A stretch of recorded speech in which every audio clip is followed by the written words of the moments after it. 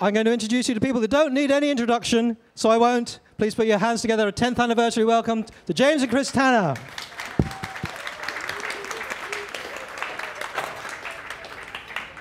Morning, Plymouth. Morning. Morning. Good morning, Plymouth. Morning. Cool. So, 10 years on. Ready? Come on. You like it?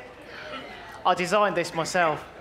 Didn't take long, really, but yeah, cool. Well, look, always a pleasure to be here. 10th anniversary, big year for Flavour Fest, big year for the city, big year for us. 15 years this year we've been going. Long time. 2 restaurants, as most of you hopefully will know, Tanner's and the Barbican Kitchen. We've got a couple of dishes that we're going to do today. Obviously, the key thing for us are the ingredients, which a lot of these suppliers have got out here today. Some wonderful artisan producers. The most important thing is to buy fresh, buy locally and buy seasonally. And you'll see with the 2 dishes that we're going to do today, we've kept it nice and simple. We've got some great produce here today. I'll hand you over to James because you're kicking off with. I am. I'm going to be using some local cod, which comes from the market here. It's from West Country Waters, and we buy it line caught as well. So all of our fish at the restaurants is off day boats. Get it line caught, and it's lovely and fresh. It doesn't get damaged and bruised or anything else like that. Nice bit of fillet off the bone. We use the bones for fish stock and stuff like that. But I'm going to jazz it up. I thought, you know, what do? Do I go a little bit of restaurant-y and stuff like that? And I thought, actually, I'll show you a dish that's quite healthy, actually, and that you can do at home. It takes influence from Asia as well. So flavour-wise, instead of adding loads of salt and everything else, we can add different ingredients to make it a really kind of tasty dinner. And basically, it's going to be cogged with stuff called ketchup manis. Anyone know what that is? Indonesian sweet soy sauce. That's when you're meant to go, ooh, just like that. Anyway, really quick, quite quick and quite simple to do. I'm going to serve it with some noodles. Now, obviously, because of space and time, here's some noodles I prepared earlier. We've got some pak choy as well, which is lovely. I would love it. I'm going to do that with a bit of garlic. I'm going to do a base, and basically, we're going to part cook the fish and then actually make a stock. And the stock's going to be ketchup, mayonnaise, and water because it's so sweet, but with the addition of some lime as well. And also, I don't know if people, do you like it hot? No, I don't like it. No? Yes, right. So I'll show you how to do it hot and how to do it medium. And some lovely fresh herbs that we're going to use as a base of seasoning instead of whacking in butter and salt and everything else like that. Okay, so first things first, I've got to get chopping. I'm using one of these. Do you know what that is, yeah? Shallot, but a banana shallot. And the reason why I'm using a banana shallot is I think they're a little bit sweeter, okay? Really simple, sharp knife. I'm just going to slice the shallot so it's evenly around the same size, all cooks the same time. Touch of shallot, a little bit more there. And then also addition of this stuff. You know what that is? Lemongrass. Lemongrass, fantastic. Obviously that's got a wonderful citrusy flavour which I need to get out. So I'll get a big knife like this. And you just want to bat the lemongrass, and that releases a lot of the juice that comes out of it. And also, it basically splits it up for you. So just give it a little bruise. And again, this can be a bit woody, so you have to go quite fine with this. While I'm doing all this chopping, I've deliberately got a pan of water boiling, ready for the pak choy, and also a pan already preheating up. This is great, actually. I do this one at home. My missus doesn't mind it. Doesn't create a lot of washing up. Look at it that way. Bargain. Okay, touch of ginger. Fresh ginger. You could add a pinch of dried if you want to use up some of your store-covered things. But we're just going to cut down on the ginger and then through it. And by doing that, I can get roughly a nice dice that matches with the garlic. Okay? Don't want to overdo it on the ginger though. So if you notice, I've not actually put anything in the pan yet. It's quite quick cookery. The fish will take a good 5 minutes to cook through, but I want it to cook through in all these different aromats and flavours. To this, clove of garlic, but only half a clove. The other half, I'm going to show you what I'll do in a minute. Same principle with the ginger. Slice through it, and then again, just like chopping an onion, yeah? But a nice, fine dice. That way you don't get bits stuck in your teeth or anything like that. Okay. Right, one final thing. the chilli. Now, if you like it hot, like you do there, sir, yeah? Okay, right, you'd leave some of the seeds in it, okay? But you don't like it hot, do you? You're pulling your face already. Look. I'm just going to bruise the chilli, right? By bruising it, it softens it and also helps me get rid of a few seeds. And another way, just to get rid of the seeds, you can either split it open or you can actually roll it, and you see how a lot of the seeds come out, yeah? That's where a lot of the heat is, and also a lot of the heat is in the white membrane. I'm going to put the seeds off to one side. We'll do this one medium heat, all right? I've got to try and please everyone, yeah? But again, slice the chilli into fine, kind of rough matchstick pieces. And as I said, I've left a few seeds there, just for a little kick. If I was going to go with a really small chilli, the smaller they go, the hotter they go, yeah? So I'm going with a larger one, so you'll be all right, okay? But it will have a little bit of heat. You still want to taste the other flavours. You don't want it to overpower anything, okay? So again, a good, nice, fine dice of chilli. In that goes there. Okay, looking good. Right, now, hot pan, splash of oil. Notice how the oil goes off to one side. I think we need to get the spirit level out on this one. Right, yeah. So just lift the pan up a bit. Oh, he's used to it now. Okay, now with the fish, this was the skin side, and that wasn't. That's my presentation side. So I cook it, presentation side down. Normally now, salt, pepper, everything else, but I don't need the saltiness because I've got the sweet soy, and also, as I said, it's quite healthy. Normally, you'd add it in the middle of the pan. I'm going to go one side because the oil seems to be that side, all right? Lay it away from yourself. That way I burn you and not me, okay? Now look, it's a non-stick pan, which is great. Obviously, if you've got cast pans at home and everything, you might have to, at this stage, add a little addition of butter just to stop it from sticking. But in the meantime, that's it. Just leave it to do its thing. Now, as it starts to cook through, especially off the bone, fish cooks in minutes. It's super, super, super quick. So we need to get the rest of the ingredients in. In with the shallot. I'm going to lower the heat ever so slightly. A little bit of colour's all right, but you don't want too much. Ginger, lovely and juicy, so I want it to flavour the oil and flavour the fish at the same time. Lemongrass, get that flavour going. Now we can move the pan ever so slightly, but look, I've turned the heat down a lot. There's a little bit there, we don't want that bit, it's going a bit dark. Okay, chilli. I'm deliberately not putting the garlic in first. If I put the garlic in first, personally, I think it taints it and will overpower it, and you won't be able to taste the other flavours. Now, you might think it was quite strong what's going on, but this stuff is my rocket fuel, the ketchup mayonnaise. So here we go. Right. Let's look at that fish, and it's starting to take on a colour, but obviously it's raw still in the middle, yeah? It's not cooked. Now, at this stage, now I've turned the fish, now I can go in with a little bit of garlic. This is where our broth stage comes together. I've got some boiling water. Obviously, stand back into the pan. Right, and we're going to start to part poach it. You could use stock, but I don't really think you need it. Now, all of a sudden, it's caught the flavour, the ginger, the garlic, the chilli, lemongrass, and it's starting to evaporate. No lid. Let all of that steam come out. You smell that already? That's just water, though, yeah? That's just water. Very simple. Okay? Ketchup mayonnaise. It's like treacle. It's sweet soy sauce. This you could just get any Chinese supermarket, yeah? You could make it with soy sauce if you reduced it with sugar, right? And as you can see, it's quite syrupy, so I put a little bit of hot water in there just to get it thinned down ever so bit. But automatically, it's creating a broth. Now, colour-wise, looking all right, looking semi kind of Asian-y. And, you know, I know it's going to have good flavour. I'm not putting any salt in it or anything else. The other half of the garlic, straight into a pan of just plain water. I'm going to get my pak choy, Chinese cabbage. Don't really want the root in there, OK, because it's a bit tough, and it won't cook the same as the rest of the pak choy, OK? So out that comes, straight in half, but I've not cut it down too far so it doesn't all fall apart on us.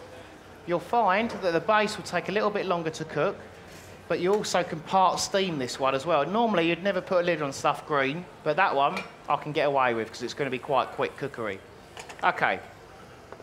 We're going to finish this with the addition of the citrus as well, and also, only because Jack had it out the back, I had a bit of asparagus, and same old thing, wherever it snaps is where you use it, yeah? Because otherwise it'll be woody, and the bottom bit won't cook at the same time as the top bit.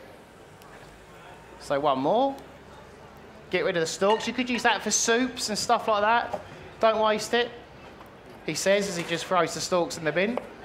Okay, we won't worry about that. Right, now I'm going to take a few little pieces of asparagus and do some slices. The tips, you want it so they poach in the liquor. See if there's a spoon. Is there a spoon? Yeah, we've got a spoon. Cool. Okay. I'm just going to start to baste the fish. The fish now is basically cooked through, yeah? Minutes. It's off the bone. A lot of people freak out thinking, oh, no, my fish isn't ready. Right, and you just catch all of that, them flavours, because the flavours are cooked through now, okay? As you can see, the asparagus, you want it to retain a little bit of bite. The tips go in first, and then the base. To complement it, and I'm going to serve this raw on top, so everything's not cooked through, touch of spring onion. And you just get this ready so it's at the end of the dish, and we can sprinkle it over, okay? So again, I'm just going to cut this on the angle. Same size, not too big, not too small, so you get a nice oniony crunch, okay? Off they go there. We're going to get a bit of basil. I'm literally just going to rip it and not even properly cut it, literally so it's chunks, yeah? That's going to go in at the end as a fresh flavour. And then also mint. Okay, mint and fish you might think it's weird, but with the sweetness, it works really well. So again, basil and mint, okay, just off to the side. And obviously, sunshine and a great little time of year to have some pots growing and stuff at home and that, really good. Okay, all important lime. Just going to give that little roll just to get the juices going. And I'm going to have this ready at the end. If I put this in at the beginning, the zest I could have put in would have cooked out all right, but if I put the juice in, it could have turned my whole broth bitter and it would have basically ruined it all. Okay, so a quick little clean up, get rid of all of this.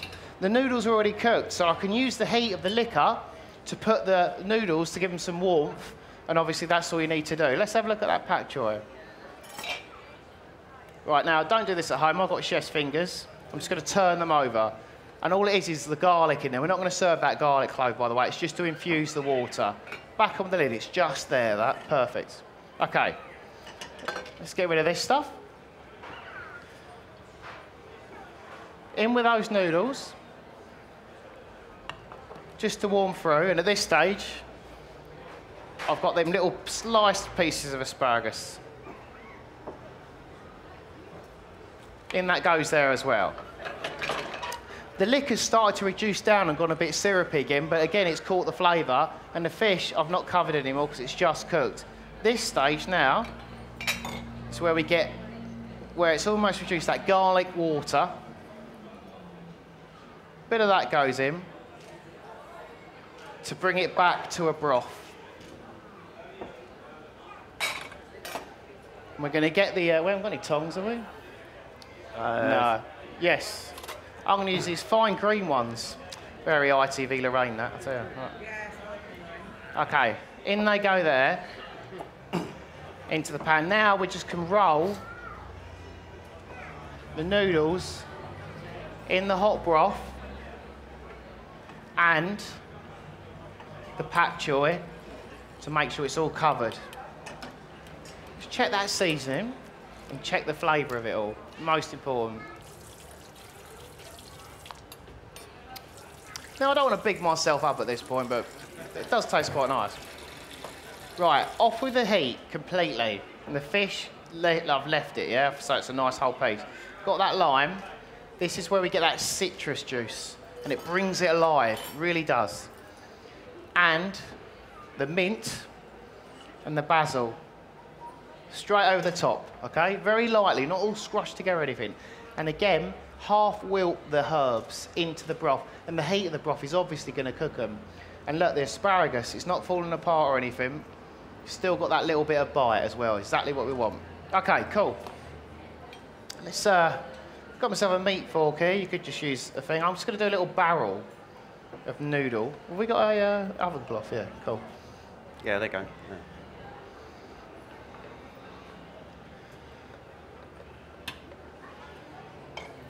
So a barrel of the noodle goes on there, and it's handy. Use a meat fork for different things. Just clean up that bowl a bit. Okay. Let's get this over to one side. I try not to burn Castle Kitchen's top. I don't think they'll go down popular, will it? Okay, now the pak choy, still held together, but still got the bite in it, yeah? It will be more wilted at the end, it's meant to be. Bit of that over there. Let's get that fish. I'll try and get it up in one go. I should have brought my fish slice, but we're going to use a knife. There's a bit there. Okay, right, so we're just going to present the fish. Let's turn that round. And it's got all that lovely flavour, the aromats on top. Another piece of pak choy. And just put that off to one side. Now this point is where you get all of that bits, the ginger, the garlic, everything else, and literally pour the broth. It's packed full of flavour, yeah? And think about how much fat I put in it. And what about salt? Didn't even use it, did I? Use the pan and get the asparagus, the chilli, just that extra bit for you, madam. All over the top. Don't splash the monkey. I won't splash the monkey. Yeah. Right, clean up the edges. And then to finish it off, optional, we use them a lot, toasted sesame seeds for a bit of crunch. You toast them to get the oil out of them, because that's where the flavour is. Could have put loads of sesame oil on it, but honestly, I prefer it as a different texture with the sesame seeds. And ladies and gentlemen, a meal in minutes. That's my Asian cod bowl. There you go.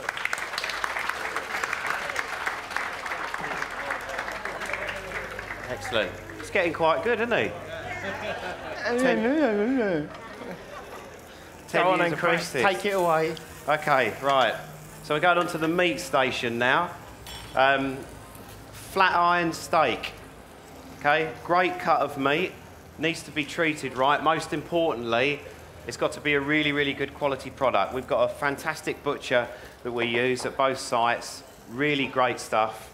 And it's the most important thing to start off with. So I'm going to roast it today in a pan with some garlic and some thyme. I've just lightly seasoned it. And literally, I'm just going to sear it. But what we want is that nice golden caramelisation colour. Okay, and we're going to serve it today with some little cubes of roast potatoes. Now, literally, these have just been, James has been doing his fish stem. I've literally just roasted some of these off with a little bit of garlic and some oil and some coarse sea salt. Okay, takes minutes to cook, but we've just got them where they're nice and golden brown. Now, we're going to serve this today with some new season mushrooms, which have just come in. I've got some girole mushrooms, which are these ones here. Okay, lovely orange ones, and some black trompette mushrooms as well. Great flavours, and the most important thing is what we don't want to do is mask any of the flavours. So, put a little bit of butter in here with this steak, and we're just going to baste it. The vegetables today, I've got some spinach, which we're going to cook, literally just in a hot pan. I'm going to show you how to keep that so we retain the colour. I've got a pan on the stove here, just some boiling salted water, and some great new season bobby beans. Straight in, hot water. Now, all the juices in the steak, what we want is for this to rest up as well. Okay, I'm going to keep it nice and pink in the middle. Just take that garlic out. So there's a bit of garlic and some thyme. And if you saw it before, I actually oiled the steak beforehand. What I didn't do is pour the oil into the pan and then put the steak in. Okay, so we're just going to finish that just for a couple of minutes in the oven. Okay, on about 180, it'll take about 2 to 3 minutes, and then we're just going to take it out and let it rest. In the meantime, in the pan here, I've got some beef sauce. Now, we make litres of this stuff at the restaurants. We use all the bones from the fish. We use any chicken, lamb, beef, veal. You name it, we make it. We start off basically with a good sort of 30, 40 litre stock, which we cook over a long period of time, so we reduce all the flavour from the bones and the natural gelatin. So there's no flour in it at all. We don't use any flour-based sauces at the restaurants. And obviously dietary requirements now, what we found over the years as well, celiacs, gluten-free, etc. It's a real big part of the diet, and obviously some people are allergic to it. Same goes for nuts, some are allergic to garlic, etc. The good thing about what we do at the restaurants is that everything is cooked to order. Okay, so if you are a celiac, it's not a problem. If you are gluten-free, we have gluten-free bread. This is all natural, just made literally from the bones, but as I said, it takes quite a long time to cook down. So, in a pan here, literally, that's been sitting on the stove, it's nice and hot. Okay, spinach. There's several ways you can cook it. This is a particular way that we've done it for a long, long time, where literally we just retain the colour of it. It doesn't involve any water at all, and it stays nice and green. Okay, now steak's going to come out. Just going to pop that on there and allow that to rest. Just going to wipe my pan out, ready for the mushrooms. Okay, so pan on the stove.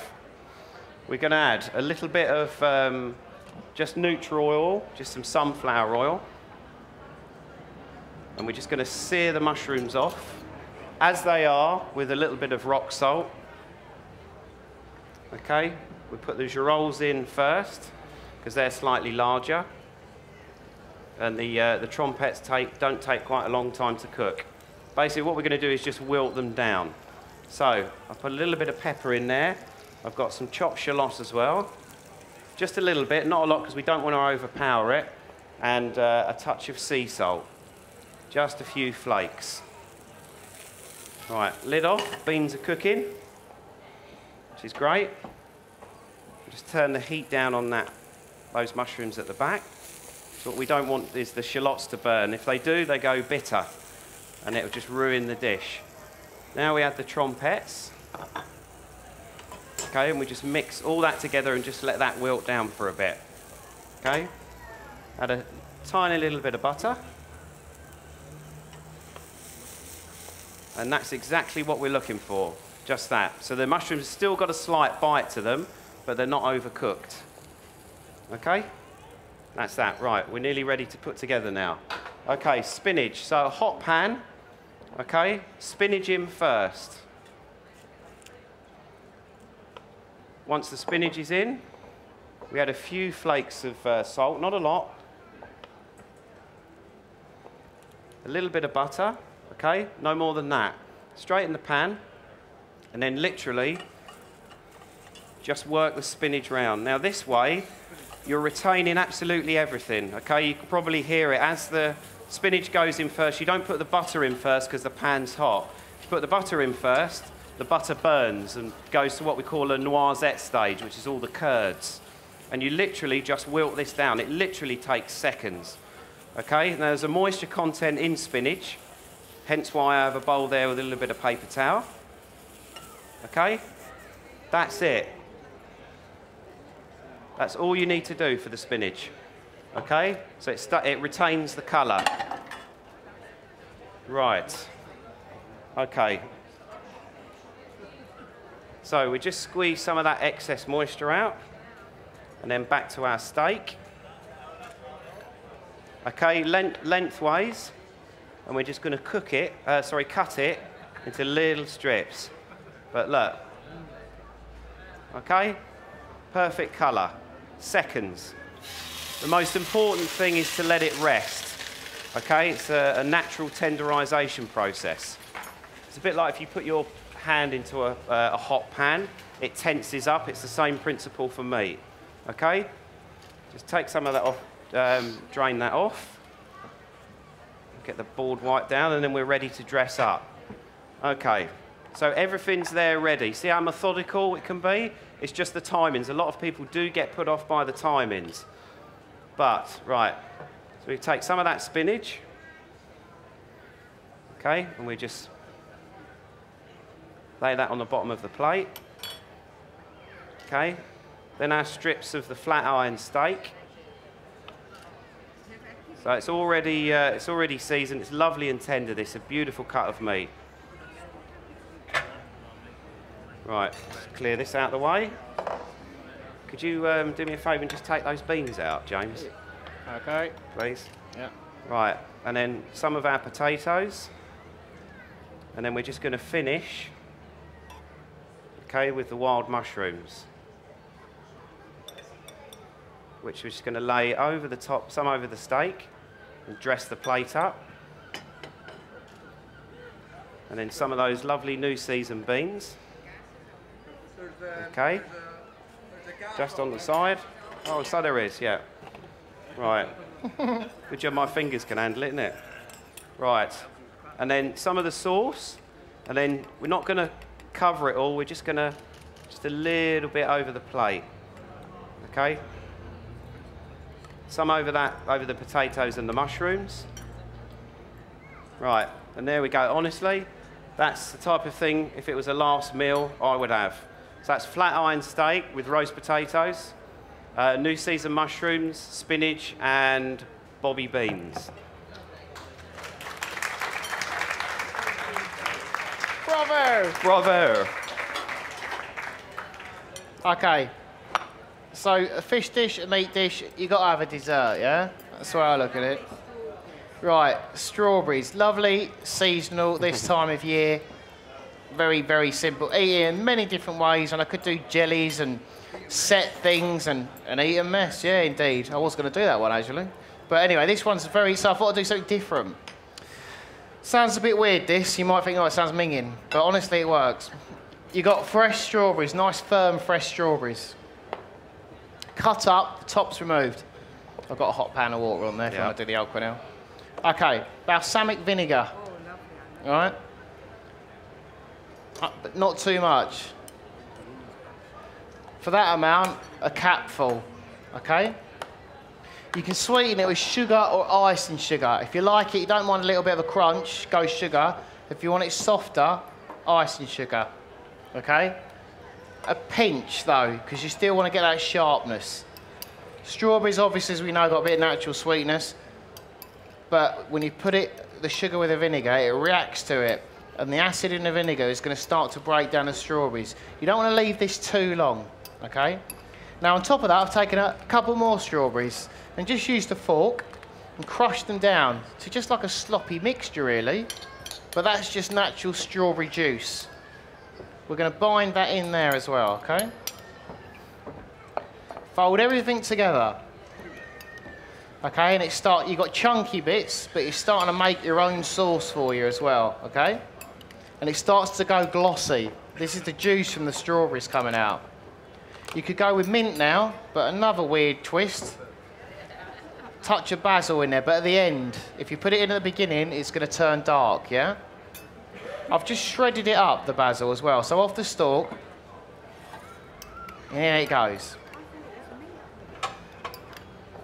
Okay, so that's just basil, okay? Some pepper. Touch of pepper, Chris? Sounds weird, this, doesn't it? Why don't you try it? Yeah. Only a touch, not a lot, yeah? At all.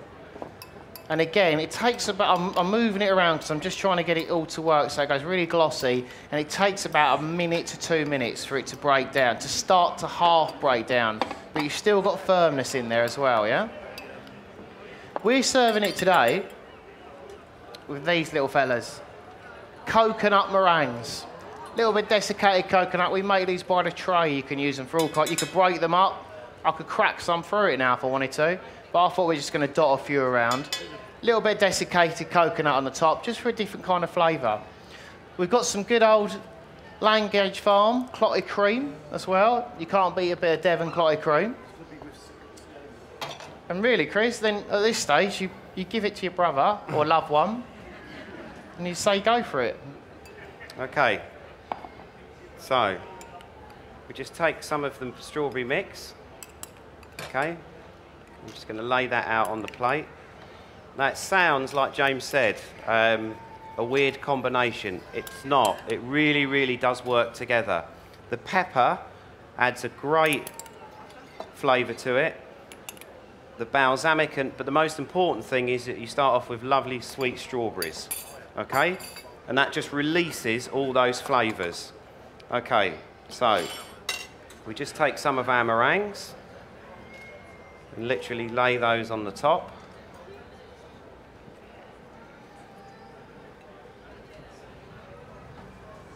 And then to finish, would you like to do the honours or? Go on, you go for it. Right, okay. Clotted cream, okay? Hot spoon.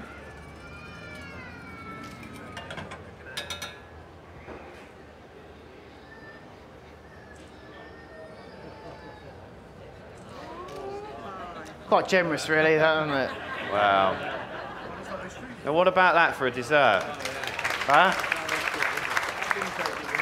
Now, you know, you can come and buy that in the southwest in our hometown of Plymouth. I think that's quite good, yeah.